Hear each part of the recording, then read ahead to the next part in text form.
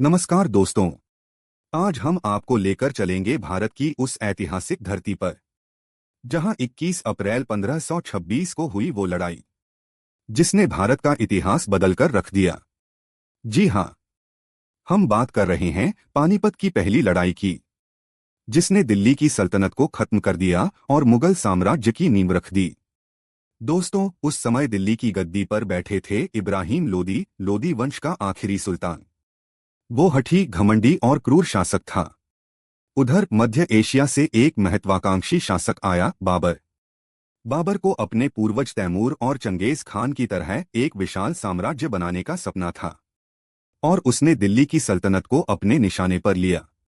इब्राहिम लोदी के पास 1 लाख से ज्यादा सैनिक, 1000 हाथी और भारी भरकम सेना थी, जबकि बाबर के पास सिर्फ 12,000 से 15,000 सैनिक थे। लेकिन बाबर के पास वो था जो इब्राहिम के पास नहीं था: तोपखाना, रणनीति और अनुशासित तुर्की सैनिक। बाबर ने अफगान शैली की तुलुगमा और अरबा गाड़ियों की युद्ध नीति अपनाई, यानी सेना को छोटे छोटे हिस्सों में बांटना और दुश्मन को चारों ओर से घेर लेना।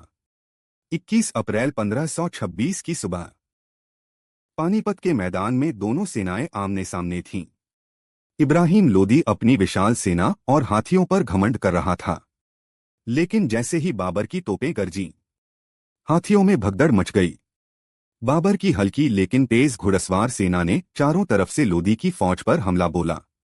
लोदी की भारी भरकम सेना बिखर गई और देखते ही देखते उसका ताज और तकदीर दोनों छिन गए।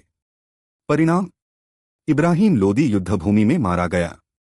उसकी लाखों की सेना बाबर की रणनीति और तोपों के सामने घुटनों पर आ गई और यहीं से भारत में मुगल साम्राज्य की नींव पड़ी, जो आने वाले 300 साल तक भारतीय इतिहास पर हावी रहा।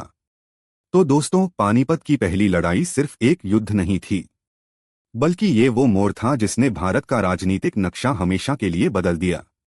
अगर आपको ये ऐतिहासिक कहानी पसंद आई हो तो वीडियो को लाइक करें, चैनल को सब्सक्राइब करें और कमेंट में लिखें, क्या आप पानीपत की दूसरी और तीसरी लड़ाई की कहानी भी सुनना चाहेंगे।